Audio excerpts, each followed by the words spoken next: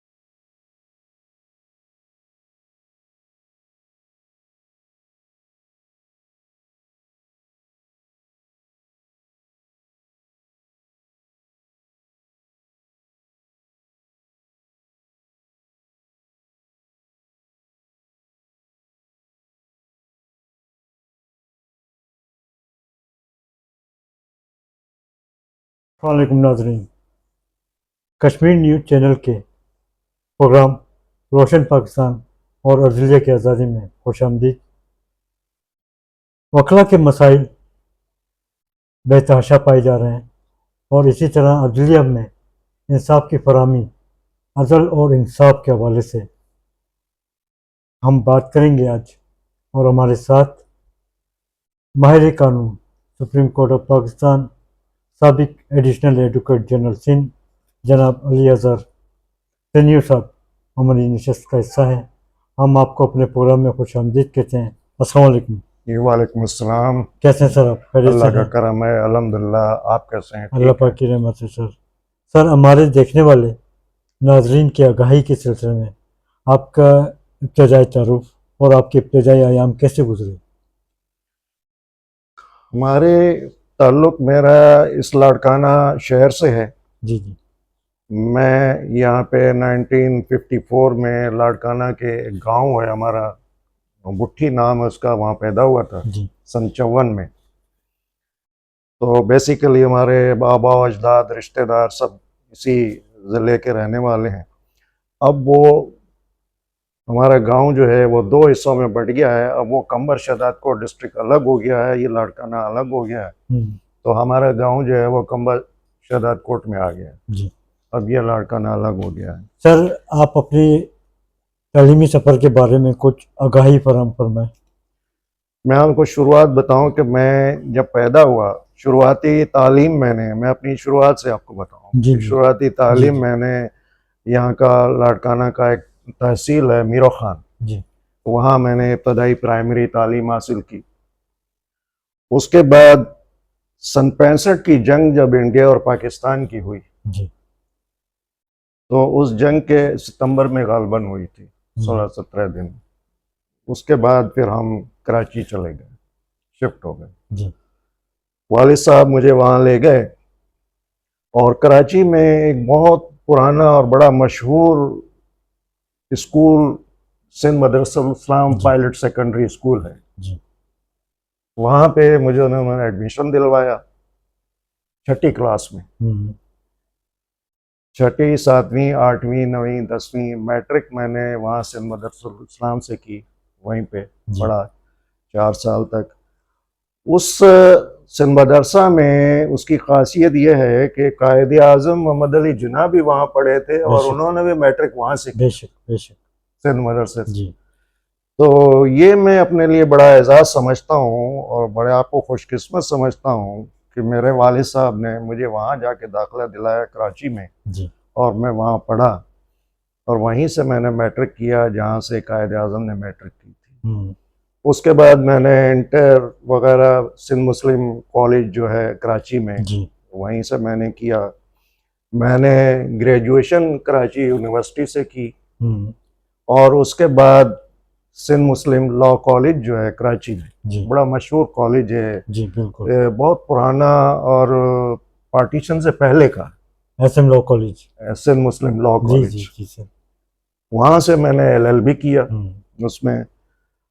अच्छा, जब मैं वहाँ एडमिशन ली, वहाँ गया तो मैंने कायदे आज़म की तस्वीर के साथ जुल्फ़िकार अली भुट्टो की तस्वीर भी देखी। जी तो मैंने पूछा कि भुट्टो साहब की तस्वीर लगी हुई है, तो उन्होंने मुझे बताया कि जब भुट्टो साहब फॉरेन से बोरेटला करके आए थे, तो इसी कॉलेज में उन्होंने एज अ लेक्चरर लेक्चर भी दिए।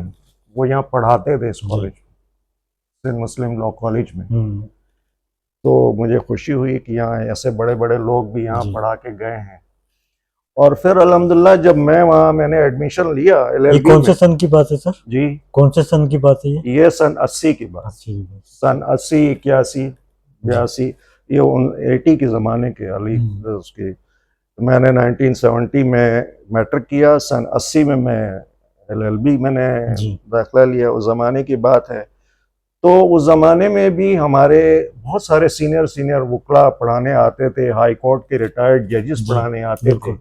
अल्हम्दुलिल्लाह माहौल बड़ा अच्छा था, को एजुकेशन थी, लड़कियां भी थे लड़के भी थे। तो हम लोगों ने तालीम वहाँ से हासिल की। फिर मैंने प्रैक्टिस कराची में शुरू की 1985 में, जी 1985 में कराची में मैंने वकालत वहाँ शुरू की। जो बंदर रोड पे सेशन कोर्ट है, सिटी कोर्ट है जी city sir. Court, yes sir. Bunder road light जी हाउस के लाइट हाउस। बराबर जी में जी जो बिल्कुल केमाड़ी की तरफ रोड बिल्कुल जाता है, बिल्कुल बिल्कुल। तो वहीं सेशन कोर्ट में मैंने वकालत शुरू की। वहाँ करते करते फिर वहाँ पे हाई कोर्ट में आए, हाई कोर्ट में वकालत शुरू की। तकरीबन 20 साल तक मैं कराची में वकालत करता रहा। माशाल्लाह। फिर 1998 में, 1998 में केयर टेकर गवर्नमेंट आई थी यहाँ सिंध में, जिसमें चीफ मिनिस्टर बने थे मुमताज़ अली भुट्टो साहब, जी सिंध के जी बिल्कुल। निगरान वजीर आला। जी तो उनके मैंने कुछ केसेस चलाए थे। उनके जो मुलाजमीन वगैरह हैं जिन पे क्रिमिनल केसेस वगैरह थे, वो सेशन कोर्ट में चल रहे थे। तो मैं उनका वकील था और उनको मैंने सेशन कोर्ट में उनसे बरी कराया। उनको जी जो इल्ज़ामात थे, जो केसेस वगैरह थे, तो इतनी जान पहचान थी उनसे। तो जब वो वजीर आला बने तो उन्होंने मुझे बुलाया और बुला के मुझे कहा कि मैं तुम्हें सिंध का असिस्टेंट एडवोकेट जनरल मुकर्रर करता हूँ। जी।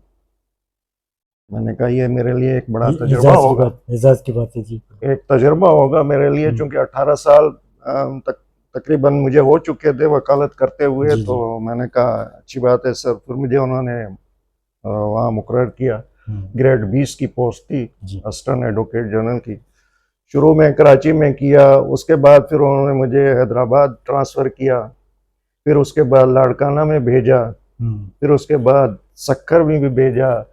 तो मैं तकरीबन चारों जगहों पे जहाँ पे हाई कोर्ट है, जी हमारी प्रिंसिपल सीट कराची जी। में है, हैदराबाद में सर्किट कोर्ट है, और बेंच है हमारी सक्कर में, और लाड़काना में सर्किट कोर्ट है। तो चारों जगहों पे मैंने एज असिस्टेंट एडवोकेट जनरल मैंने काम किया। खिदमत जी जी। अच्छा, उसके बाद फिर वो जब दौर तब्दील हुआ, दूसरी गवर्नमेंट आई, तो उन्होंने मुझे रुखसत कर दिया,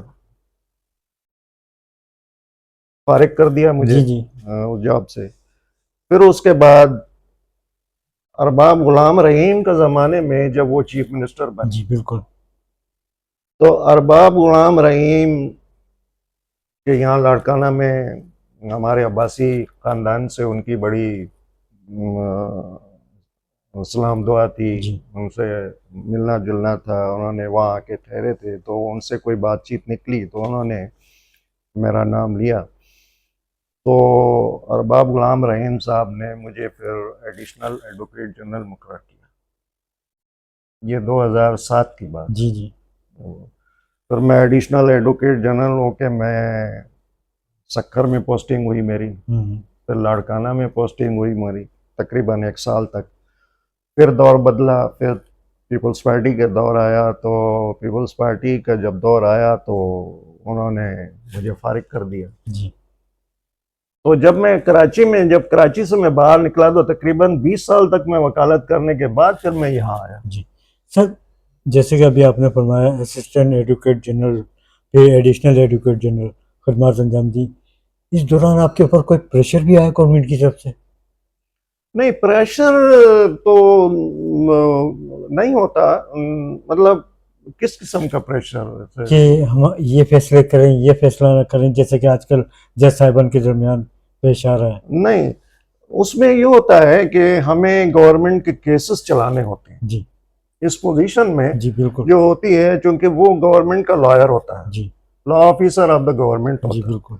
तो गवर्नमेंट के जितने भी सिविल केसेस हैं, क्रिमिनल हैं, अब वो उस वक्त थे, अब नहीं है। अब क्रिमिनल प्रोसिक्यूशन सिस्टम अलग हो अलग गया। हो गया बिल्कुल। लेकिन जब मैं था तो उस वक्त क्रिमिनल भी था, सिविल भी थे, कॉन्स्टिट्यूशनल पिटीशंस भी थे। तो ये तमाम मामला देखने पड़ते थे, जी तमाम चीजें देखनी पड़ती थी। मुझे अल्हम्दुलिल्लाह कहीं से कोई प्रेशर नहीं हुआ। मुखालिफिन की तरफ से भी नहीं? नहीं, मुखालिफिन की तरफ से मुझे अल्हम्दुलिल्लाह कोई परेशानी नहीं हुई, किसी किस्म की कोई ऐसी बात नहीं है। हमने अपना काम बड़ा सही तरह से किया। हम ना किसी की गैर ज़रूरी कोई काम में या सिफारिश में या इन चीज़ों में, मैं इन चीज़ों की वो नहीं करता था। अपना काम से काम जो कानूनी तरीके सर, से। जब आपने शोबा वकालत में कदम रखा उस वक्त आपके उस्ताद मोहतरम कौन थे? हाँ, मेरे जो सीनियर थे वो थे राजा कुरैशी साहब, जी जो अब्दुल हई कुरैशी साहब, जो चीफ जस्टिस थे सिंध और बलूचिस्तान के, जी।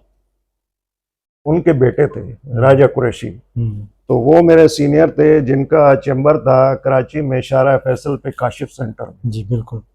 काशिफ सेंटर में अब्दुल हई कुरैशी साहब जो रिटायर्ड चीफ जस्टिस थे, जी वो भी बैठते थे और राजा कुरैशी साहब भी बैठते थे। अच्छा, उससे पहले 2-4 साल बंदर रोड पे भी एक सेशन कोर्ट के सामने एक बैंक ऑफ इंडिया बिल्डिंग है, जिसको कोर्ट व्यू बिल्डिंग भी कहते हैं, बैंक ऑफ इंडिया बिल्डिंग भी कहते हैं। बड़े सुर्ख कलर के पत्थर की बनी हुई है, हिंदुओं के ज़माने की, अंग्रेज़ों के ज़माने की, जो अंग्रेज़ों ने बनाई थी, पत्थर की बिल्डिंग है।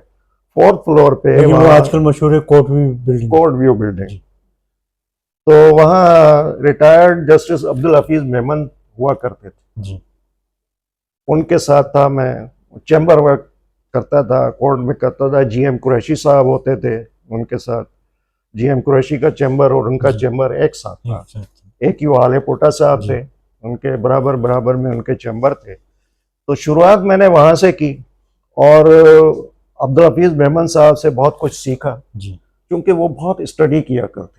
चैम्बर में बैठते थे, सुबह से शाम तक स्टडी करते थे, लिखते थे। मुझे लिखने का कहते थे वो, मैं उनको लिख के देता था। और जीएम कुरैशी साहब थे, वो थे, तो वहाँ से शुरुआत की। उसके बाद फिर मैं राजा कुरैशी साहब को मैंने ज्वाइन किया, 4-5 साल उनके साथ रहा।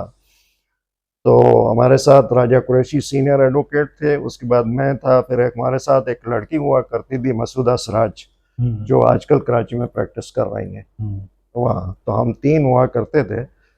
तो मैं उस ज़माने में कोयटा में भी गया केसेस चलाने, तुर्बत में भी गया जब राजा साहब के साथ था। तो मुख्तलिफ जगहों पे केसेस चलाने गया। अल्हम्दुलिल्लाह बड़ा तजुर्बा हासिल किया अपने सीनियर्स से और बड़े बड़े वकला से। बड़े बड़े वकला हमने देखे, शरीफुद्दीन पीरजादा जैसे लोग वहाँ कराची में प्रैक्टिस करते थे। तो वहाँ अल्हम्दुलिल्लाह मैंने बहुत कुछ सीखा और देखा। सर, जैसे कि अभी आपने फरमाया कि आपने अपने सीनियर से प्रैक्टिस हासिल की, और आप जैसी शख्सियत जिन्होंने अपनी सीनियर से प्रैक्टिस हासिल की, आज वो कामयाब वकला में शामिल हैं, प्रोफेशनल वकील हैं और अहम अहदों पर भी अपनी खिदमत अंजाम दे चुके हैं। लेकिन आजकल देखने में आया है कि नए आने वाले वकला अपनी सीनियर की प्रैक्टिस से नाला नज़र आते हैं, आर्गूमेंट्स के मौके पर उन्हें बोलना नहीं आता। इसी तरह रातों रात वो अपने चैम्बर बनाना चाहते हैं। वजूहत क्या है सर? मैं अर्ज करूं आपसे कि देखें, मैंने इस मामले में बड़ा महसूस किया है। आपकी बात में वज़न भी है और मैं देखता भी हूं कि आप वाकई जो अभी फरमा रहे हैं सही कह रहे हैं। आपके हमारे जो अभी जूनियर और नौजवान वकला आ रहे हैं, उनमें वो अहलियत और वो काबिलियत और वो सलाहियतें जिस तरह की होनी चाहिए, जिस तरह से सीनियर से सीखना चाहिए, वो थोड़ा कम है। जी मैंने काफ़ी अरसा यहाँ जो लाड़काना में लॉ कॉलेज है, जी मैं लॉ कॉलेज में भी मैंने पढ़ाया हम्म, 6-7 साल तक, ये जो लाड़काना में है। तो मुझे बड़ा अफसोस होता है कहते हुए कि कॉलेज में जहाँ 100 सीटें हैं एक जी एक एक क्लास में, अब तो 5 हो गए हैं साल, 5 5 साल साल के हो गए बाद। जी, 5 पहले साल 3 साल थे। जी तो जहाँ 100 सीटें क्लास 1 में, 2 में, 3 में, तो 300 हुए, 100 1 में हुए, 100 दूसरे जी में, फिर तीसरे में। 100 लड़के और लड़कियां होनी चाहिए एक क्लास में। हम्म, तो जब मैं जाता था तो वहाँ कोई 20-25 बैठे हुए हैं लड़के, हम्म, लड़कियां। कहाँ देखा तो कोई 10-15 बैठी हुई है, कहीं देखा तो कोई 50 से ज्यादा मैंने नहीं देखे। राइट तो मुझे हैरत होती थी कि ये लड़के जब पढ़ने नहीं आते तो अपनी फील्ड में क्या करेंगे। अब जब पढ़ने आते हैं तो उनका भी मैं देखता क्या, उनको तवज्जो उनकी पढ़ाई में कुछ कम होती थी और दूसरी मसरूफियात में कुछ। तो असल बात यह है कि हमारे पेरेंट्स को भी देखना चाहिए अपने बच्चों को जी कि वो वाकई पढ़ने जाते हैं, सही तरह से पढ़ते हैं या नहीं पढ़ते। अब ये वकालत का शोबा जो है ना हमारा, आजकल ऐसा लोग उसको आसान लेने लगे, लेकिन ये आसान नहीं है। ये बड़ी मेहनत तलब बेशक पेशा है, इसमें बड़ी जी। मेहनत करनी पड़ती है। और मुझे याद है कि मैं शुरू में रात को 2-2 बजे तक जागता था। वो माजी की बात थी सर, आज मुझे जब मेरी जवानी और जब मेरी जी, शुरुआत माजी थी, कराची की मैं हालात बिल्कुल बता रहा हूँ आपको, जी वो मैं मेहनत करता था। अल्हम्दुलिल्लाह इतनी मैंने मेहनत की, इतना कुछ किया, तो मेरे अंदर बड़ा कॉन्फिडेंस आ गया था मैं। और जब यहाँ की हालात देखी मैंने तो मुझे बड़ा अफसोस हुआ। और मैं आपको हकीकत बताऊं कि मैं यहाँ लाड़काना में अब 2000 के बाद से लेके अब 2025 चल रहा है, जी। तकरीबन 25 साल इधर हो गया। इस तरह आप टोटल अंदाजा लगाएं तो 45 साल मुझे हो गए हैं वकालत करते। जी 45 साल एक बड़ा वक्त बेशक टाइम होता है। और इस वक्त मेरी उम्र अल्हम्दुलिल्लाह 70 साल, जी माशाल्लाह। 70 ईयर्स।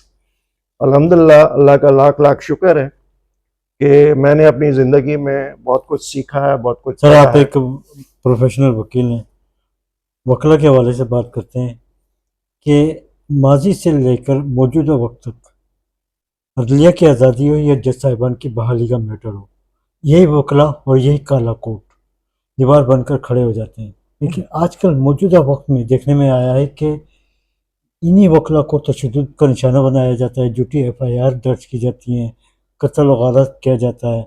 इनके तहफ़्फ़ुज़ात के हवाले से कोई कानून साजी है, और अगर है तो अमल दरामद क्यों नहीं है?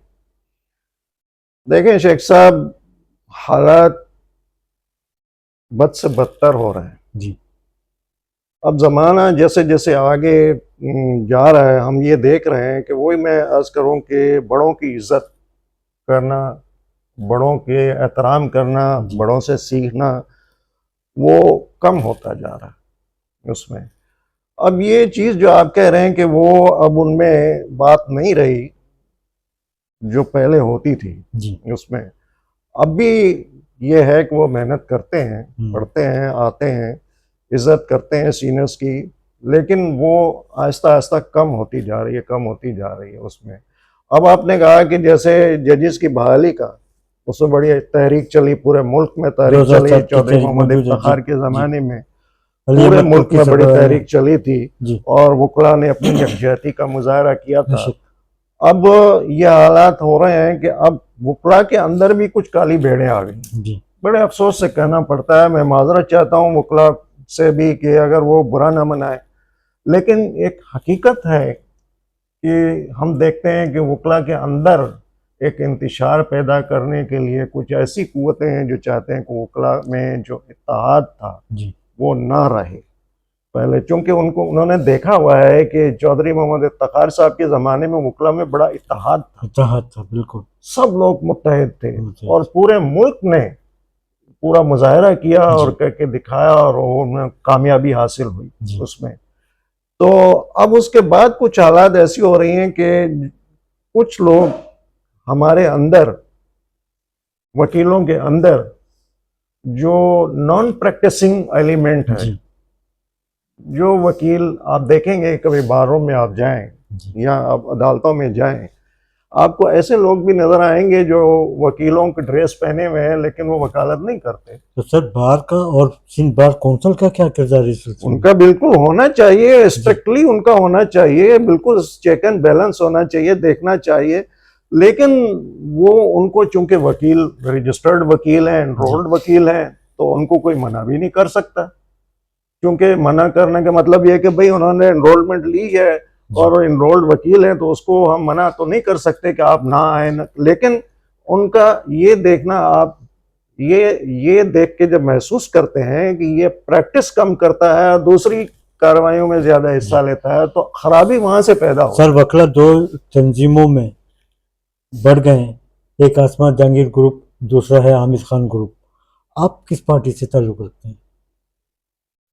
देखिए, मेरी सियासी वाबस्तगी मैं अर्ज करूं कभी किसी से नहीं रही। जी मैंने अपने वालिद साहब से ये सीखा है। मेरे वालिद साहब बड़े तजुर्बेकार आदमी थे, वो इंडिया में रहे, दिल्ली में पढ़े, माशाल्लाह। उन्होंने दिल्ली में तालीम हासिल की पार्टीशन से पहले। हम्म, पढ़े लिखे इंसान थे, बहुत तजुर्बेकार इंसान थे, और बड़े बड़े लोगों के साथ उनका उठना बैठना होता था कि आपने एक लाड़काना की बड़ी शख्सियत काजी फजल्ला सुना होगा नाम, जो चीफ मिनिस्टर सिंध के हुआ करते थे। अयूब खान के दौर में वो होम मिनिस्टर भी बने थे, वजीर दाखिला भी थे। मेरे वालिद के यहाँ आते जाते थे, काफ़ी न्यूज़ एडिटर्स आते रहते थे, सहाफ़ी हजरात मेरे वालिद साहब के पास आते रहते थे। तो हम लोग ये देखते थे कि वो जो पीरियड होता था और आज का जो पीरियड है, इसमें बड़ा फर्क आ गया है उसमें। सर सवाल ये है कि जैसा कि आपने फरमाया कि आपके वालिद मोहतरम इंडिया से ताल्लुक़ रखते थे और आपकी पैदाइश यहाँ पर है और तालीम आपने कराची से हासिल की, प्रैक्टिस का आगाज़ भी कराची से शुरू किया, फिर आपने पूरे सिंध में अपनी खिदमत भी अंजाम दी, तो कैसे महसूस किया आपने? नहीं, मेरे वालिद साहब यहीं के थे, लाड़काना के थे, अच्छा। लेकिन तालीम के लिए वो इंडिया गए थे, जी दिल्ली गए थे, जी जी। वहाँ दिल्ली में पढ़े, तो वहाँ आपने दिल्ली में कैसे तालीम महसूस किया हासिल है? की, वो थे यहीं के। जी तो उनसे हमने बड़ी अच्छी तरबियत हासिल की, बड़ा अच्छा उन्होंने हमारी तरबियत की, और हमें अल्हम्दुलिल्लाह माहौल बड़ा अच्छा मिला कराची में।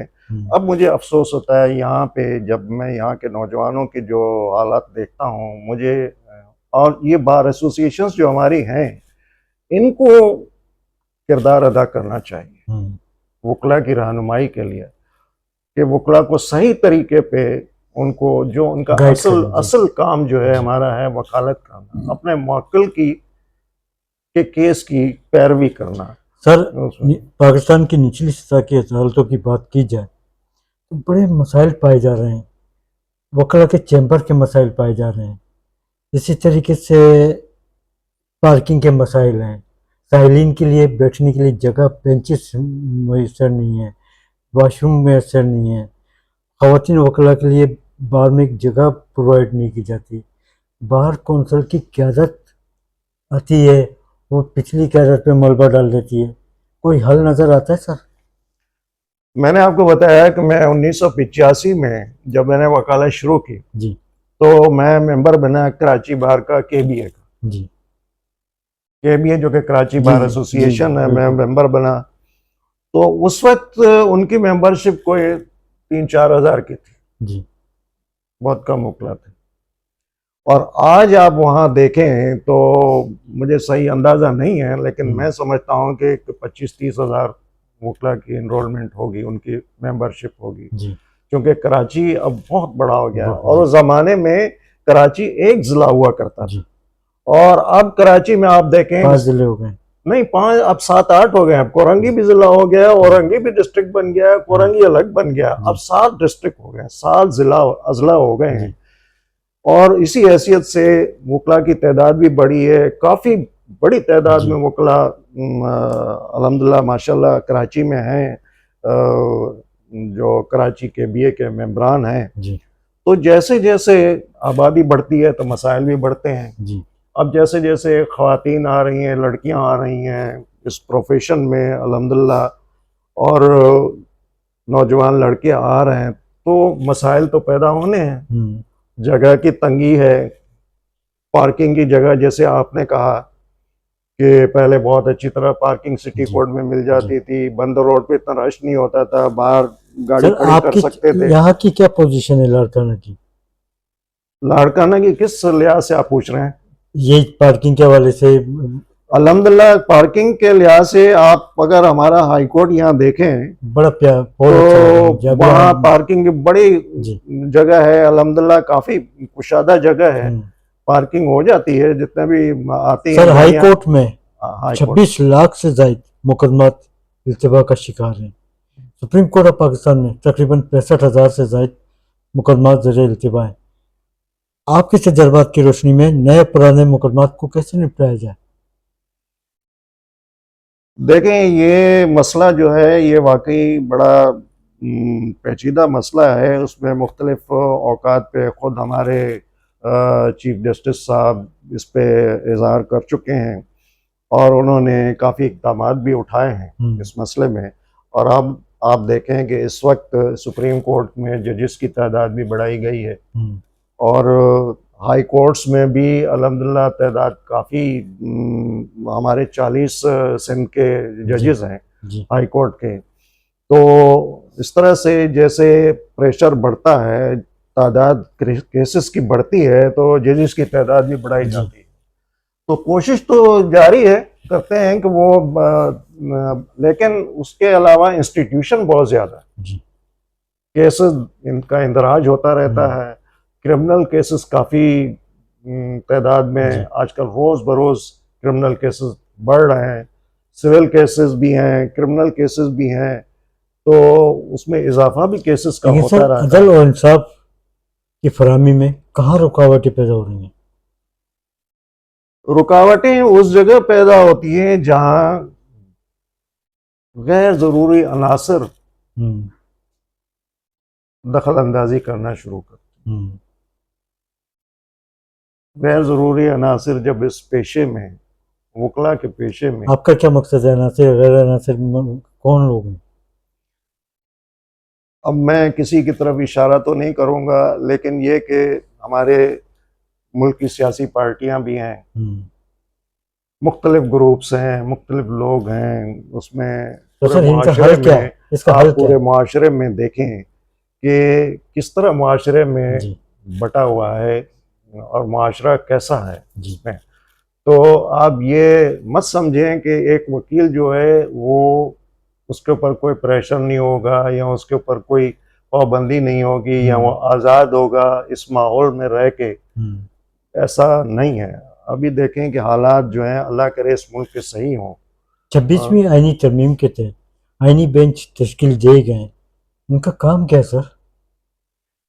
देखें, 26वीं आईनी तरमीम पार्लियामेंट ने तो कर दी, लेकिन वकला साहिबान ने उसको काफ़ी तादाद में पिटीशंस भी आई हैं सुप्रीम कोर्ट में पेंडिंग पड़ी हुई। अभी 2 दिन पहले मेरे यहाँ लाड़काना में जो अभी सुप्रीम कोर्ट बार के इलेक्शन हो रहे हैं उसके सदारती उम्मीदवार आए हुए थे, वो बता रहे थे कि उनकी भी साहब आए होंगे और वो उनकी भी तौफीक साहब आए थे, तो उनकी भी एक पिटीशन वो बता रहे थे कि वो 26वीं आईनी तरमीम के खिलाफ पड़ी हुई है उसमें।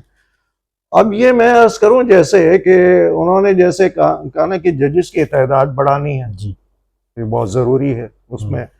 अब रहा सवाल ये कि जो चीफ जस्टिस साहब की तकर्री है सुप्रीम कोर्ट में, ये प्राइम मिनिस्टर का प्रोरोगेटिव होता है और पार्लियामेंट का प्रोरोगेटिव है कि वो जिसको चाहें, पहले सीनियरिटी के हिसाब से होती थी कि जी नंबर 1 है, उसके बाद नंबर 2 सीनियरिटी। अब वो सीनियरिटी का उसूल भी ख़त्म हो गया, अब वो कल्चर आ गया। तो उसमें वहाँ से शुरू हुई, जबकि उन्होंने ज़रूरत उनको उस वक्त ये पेश आई कि जब चीफ जस्टिस का तकर्रुर करना है। अब हमारे लिए तमाम जजेस बराबर हैं, जी। हम तमाम जजेस का एहतराम करते हैं, माशाल्लाह बड़े अच्छे जजेस हैं, हमारे हमारे मुल्क की बड़ी अच्छी खिदमत कर रहे हैं, वो रह के कानूनी तौर पे भी वो उनकी बड़ी काबिलियत है, बड़ा एहतराम है सारे जजेस के लिए उसमें। लेकिन पॉलिटिकल पार्टीज अपने नुक्ते नज़र से देखती हैं उनको, गवर्नमेंट अपने नुक्ते नज़र से देखती है, अपोजिशन अपने नुक्ते नज़र से देखती है, हर एक का नुक्ता नज़र अपना अपना होता है, वो अपनी सर सोच। 26वीं आईनी तरमीम को सेनेटर आमिर खान ने अदलिया में चैलेंज किया। हाल ही में डी चौक इस्लामाबाद पर बकला का एहतजाज भी सामने आया। बिलावल भुट्टो जरदारी का बयान सामने आता है कि जी 26वीं आईनी तरमीम को अदलिया में चैलेंज करने का कोई फायदा नहीं, पार्लियामेंट का हक है। तो आप क्या समझते हैं, बिलावल भुट्टो जरदारी का बयान सियासी है या आईनी है? नहीं, बिलावल साहब सही फरमा रहे हैं, जो पार्लियामेंट एक्ट पास करे वो आइन के आर्टिकल 69 के मुताबिक, ये क्लियरली हमारे कॉन्स्टिट्यूशन में लिखा हुआ है, पाकिस्तान के आइन में लिखा हुआ है कि जो भी पार्लियामेंट की कार्रवाई होती है उसको चैलेंज नहीं किया जा सकता।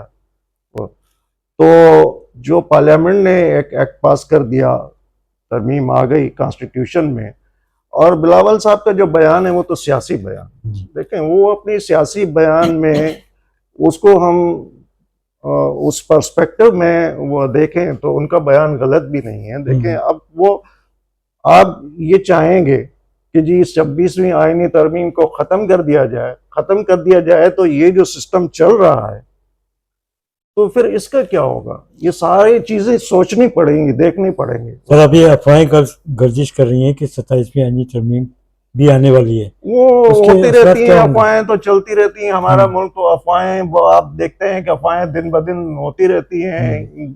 बहरहाल जो भी हम तो कहते हैं जो कुछ भी हो इस मुल्क के लिए बेहतर हो, अच्छा हो, तो अल्लाह बेहतर करे इस मुल्क के लिए। और सर पाकिस्तान में साइबर की बढ़ती हुई वारदातें, बच्चे और ख़वातीन बुरी तरह मुतासिर हो रहे हैं।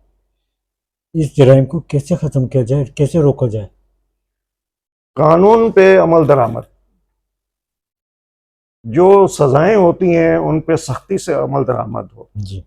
और हमारी जो एजेंसीज हैं उनको अपना पार्ट प्ले करना पड़ेगा, उनको सख्ती के साथ इन चीज़ों को देखना पड़ेगा, एजेंसीज को और हमारी अदालतों को और हमारे सिस्टम को देखना पड़ेगा, चूँकि ये किसी एक आदमी के बस की बात नहीं है, इसमें सबको अपना पार्ट प्ले करना पड़ेगा, अपने पेरेंट्स को, अपने सोसाइटी के लोगों को, माशरे के लोगों को। ये जो साइबर क्राइम है ये दिन ब दिन बढ़ता चला जाए। जी बिल्कुल।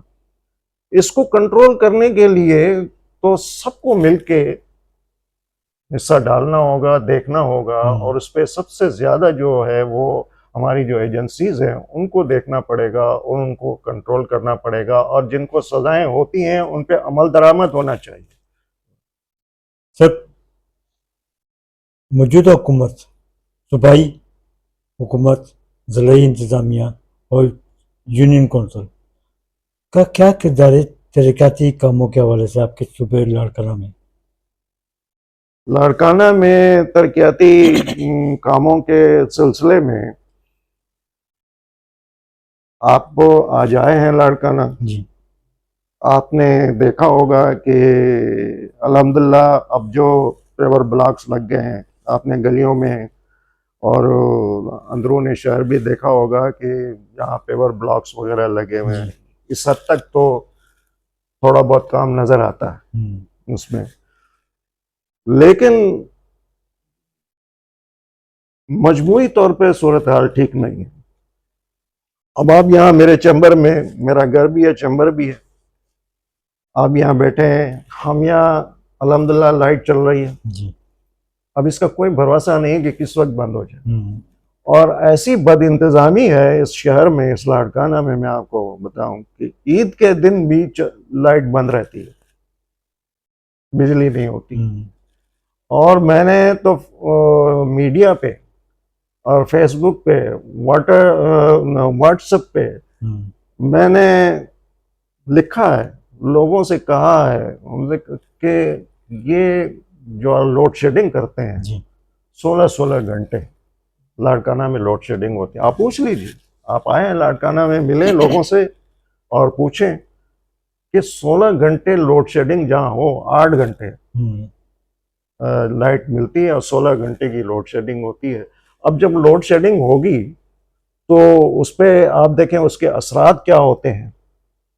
यहाँ पे बीमार लोग भी होते हैं, काफ़ी बिल्कुल, उनको बड़ी बिल्कुल। परेशानी होती है, गर्मी का मौसम है, स्टूडेंट्स हैं, उनको बुजुर्ग पढ़ना शहरी है, हैं, उनको बीमार। उनकी तालीम का बड़ा उस पर बुरा असर पड़ता है, उनकी तालीम पे इस लोड शेडिंग की वजह से। जी बड़े बुजुर्ग लोग हैं, उनको तकलीफ होती है, खवातीन हैं, मर्द हैं, उनको गर्मी के बड़ा उसमें होता है। और दूसरे जो हालात, तो इस पे कोई तवज्जो देने को तैयार नहीं है। मुझे अफसोस होता है, मुझे हैरत होती इस है। हवाले से हुकूमत वक्त को आप क्या पैगाम देना चाहेंगे? ये तो जब हम कहते हैं ना कि हमारे MPAs MNAs हम साहिबान जो हैं, तो वो थोड़ी तवज्जो दें। हमारी सिंध गवर्नमेंट, तो वो कहते हैं कि ये तो फेडरल गवर्नमेंट का सब्जेक्ट है। आपको मैं एक चीज़ बड़ी मज़े की बताऊंगा कि हमारे एक दोस्त हैं वकील, वो सेप्को के एडवाइज़र भी हैं। तो उन्होंने मुझे कहा है कि एक दफ़ा वो गुड्डू थर्मल पावर हाउस पे गए यहाँ पे, तो वहाँ पे उनकी कुछ अफसरान से मुलाकात हुई जिसमें सुपरिटेंडिंग इंजीनियर है, XCN वगैरह ये वो। तो उन्होंने उनसे कहा कि देखें साहब, हमारे इस गुड्डू थर्मल पावर से इतनी बिजली पैदा होती है कि हम पूरे सिंध को दे सकते हैं एक थर्मल पावर हाउस से। आप अंदाजा लगाएं। उन्होंने कहा कि हम एक इसी गुड्डू थर्मल पावर हाउस से पूरे सिंध को रोशन कर सकते हैं, इतनी बिजली हमारे पास है। ठीक, तो कमी नहीं है बिजली की। तो रुकावट का है? वही तो मैं अर्ज कर रहा हूं कि ये क्या है, फिर क्यों बंद होती है। जब मैं उनसे कहता हूं कि भाई जब बिजली भी है, उसकी कमी भी नहीं है, तो ये क्यों हो रही है, तो एक चोरी का मसला है जी। वो कहते हैं कि बिजली चोरी होती है। आप बिजली चोरी होती है तो उस पर आप पकड़े उन लोगों को, कानून को हरकत में लाएं, बिल्कुल उनके खिलाफ एक्शन लें, उसको कंट्रोल करें। उसका तरीका ये होता, लेकिन ये तरीका नहीं है कि आप घंटों घंटों बिजली बंद रखें। बंद रखने से कुछ नहीं होता। कुछ लोग तो कहते हैं कि जी बिजली हमारी को इंडिया को जाती है, कोई कहते हैं कहाँ, अल्लाह को मालूम कि वो सही है या गलत है, हमें उसकी हकीकत का इल्म नहीं है, लेकिन कहते हैं कि जी हम उनको दे रहे हैं। भाई क्यों दे रहे हैं, हमारे मुल्क में जब ज़रूरत है, अब जब बिजली इस कदर है। तो मैं आपको लाड़काना शहर के बारे में बता रहा था, आपने सवाल किया, तो माशाल्लाह अल्हम्दुलिल्लाह अब सड़कों की गलियों की हालत सही हो गई, लेकिन वही सफाई की हालत, पहले थोड़ा सा अरसे में उन्होंने कहा कि चाइना वालों ने अब सफाई सुथराई का वो सिस्टम, कुछ उनकी गाड़ियां भी आ गई थी चाइना की, हमें नजर आ रही थी, कचरा वगैरह उठा रहे थे, सफाई हो रही थी, तो बड़ी खुशी हो रही थी हमें, कुछ काम हो रहा है। लेकिन अब वो सिस्टम भी नजर नहीं आ रहा, वो भी बंद हो गया है, खत्म हो गया है। तो उसमें भी कोई रुकावटें हैं क्या हैं। तो और हालात अमन अमान की हालत देखें कि रात को कोई बाहर नहीं जा सकता। मैं मोबाइल फोन लेके अपने घर से बाहर जाऊं तो मुझे डर लगता है मोबाइल फोन छिन जाएगा। हैं लड़के हैं जी जो बाइक पे आते हैं और मोबाइल फोन छीन के ले जाते हैं। यहाँ आप दरवाजे से बाहर निकलेंगे, रोड पे जाएंगे और आपसे मोबाइल फोन छीन लेंगे, आपसे पैसे छीन लेंगे। ये आम वारदातें हो रही हैं यहाँ शहर में, लेकिन कोई रोकथाम नहीं है, उसको उसकी तरफ कोई तवज्जो नहीं दे रहा है कि क्यों इस तरह। पाकिस्तान के मुस्तकबिल के बारे में आपकी क्या राय है? हमारा मुल्क बहुत अच्छा है जी, अल्लाह करे ये मुल्क तरक्की करे। हम लोग सब पाकिस्तानी हैं जी। और आप कश्मीर से ताल्लुक़ रखते हैं, हम कश्मीर के बारे में भी बड़ी अच्छी ख्वाहिशात रखते हैं। बड़ा अच्छा बात करते हैं सर, अच्छा बड़ा खूबसूरत पे बात करते हैं, खूबसूरत इलाका है। हमारा मुल्क तो बहुत अच्छा है जी, और हमारे बाशिंदे भी अल्हम्दुलिल्लाह बहुत अच्छे हैं। लेकिन मैं देखता हूँ कि वही है कि कुछ अनासर ऐसे हैं जो बदअमनी फैलाते हैं। उस बदअमनी को रोकने के लिए, उस जराइम्स को रोकने के लिए अगर जराइम्स पे काबू पा लिया जाए, जी बदअमनी पे काबू पा लिया जाए, महंगाई पे कंट्रोल किया जाए, और ये लोड शेडिंग सिर्फ सिंध में नहीं है बल्कि पंजाब के लोग भी कहते हैं कि वहां पे भी लोड शेडिंग हो रही है। भाई क्यों हो रही है लोड शेडिंग?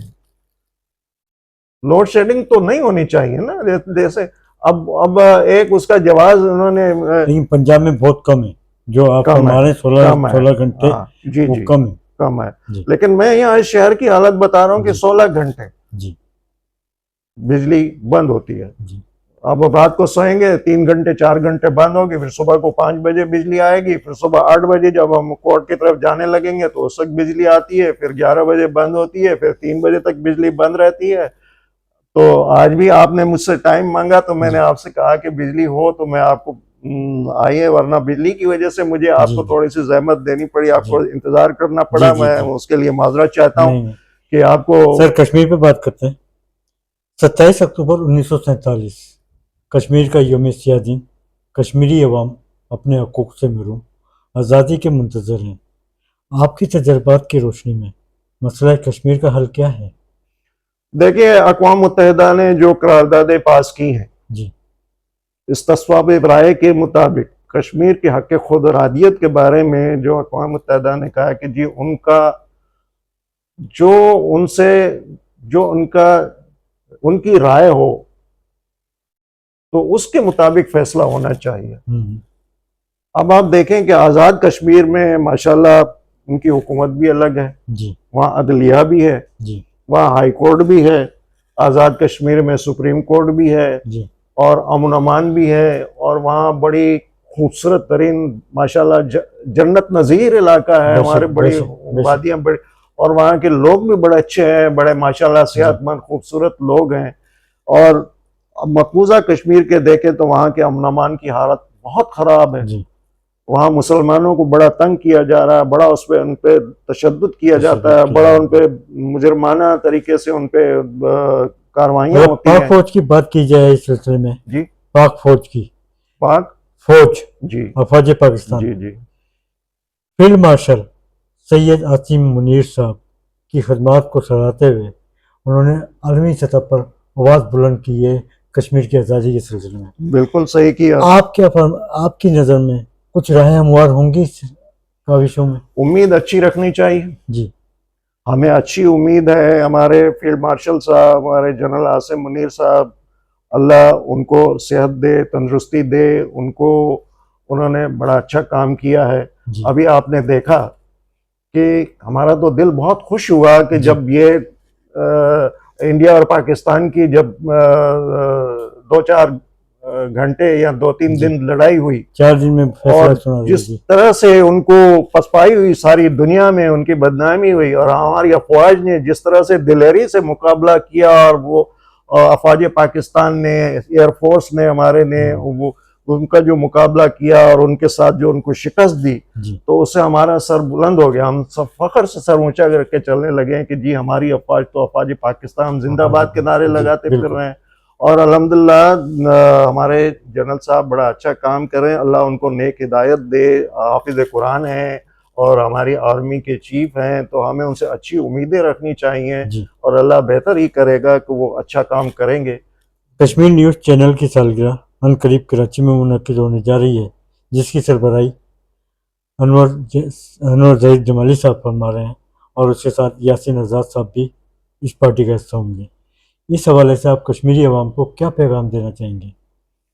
देखें, हम कश्मीरी अवाम के साथ हैं, हमें उनके साथ हमदर्दी है, जी प्यार है, मोहब्बत है। जी हमारे मुसलमान भाई हैं कश्मीरी लोग, और आपने अनवर ज़हीर जमाली साहब का नाम लिया, यासीन आज़ाद साहब का नाम लिया, बहुत हमारे काबिल लोग हैं। यासीन आज़ाद साहब मेरे अल्हम्दुलिल्लाह दोस्त भी हैं, जी जी बड़े अच्छे वकील भी हैं, सुप्रीम कोर्ट के बार के सदर भी रहे हैं, और काफ़ी सीनियर वकील हैं। अनवर ज़हीर जमाली साहब चीफ जस्टिस पाकिस्तान रहे जी हैं, chief justice Sindh high court के थे, उनसे भी मेरी ज़ाती तौर पे उनसे मेरी मुलाकात है, शनासाई है।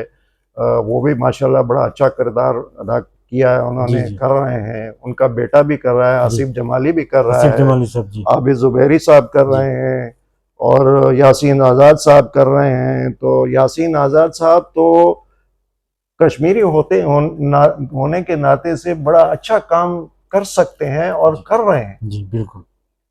और मैं उनकी बड़ी इज्जत करता हूँ। वो बड़ी हमारे खिदमत है जी। बेहतरीन दोस्तों जी। में से हैं, अल्लाह उनको कामयाबी अता करे। और ये जो आप बताएंगे, ये हमारे बड़े अच्छे वकला में से हैं, बेशक। और हमारा फख्र है कि हमें ऐसे ऐसे अच्छे अच्छे वकला हमारे दरमियान मौजूद हैं कि हम अपने उन दोस्तों के साथ मिल के कश्मीरियों के लिए कर सकते हैं जो करेंगे। इंशाल्लाह हम दुआ करते हैं कि कश्मीरियों को आज़ादी मिले इंशाल्लाह। और उनको अल्लाह बेहतरी दाए उनके, और मकबूज़ कश्मीर के लोगों पे जो मजालिम हो रहे हैं, जो जुल्म और तशद्दुद हो रहा है इंडिया की तरफ से, भारतीय हुकूमत की तरफ से, तो वो भी ख़त्म हो जाए, अल्लाह करे। हम दुआ भी करते हैं और उनके लिए अच्छी नेक तमन्नाएं भी रखते हैं।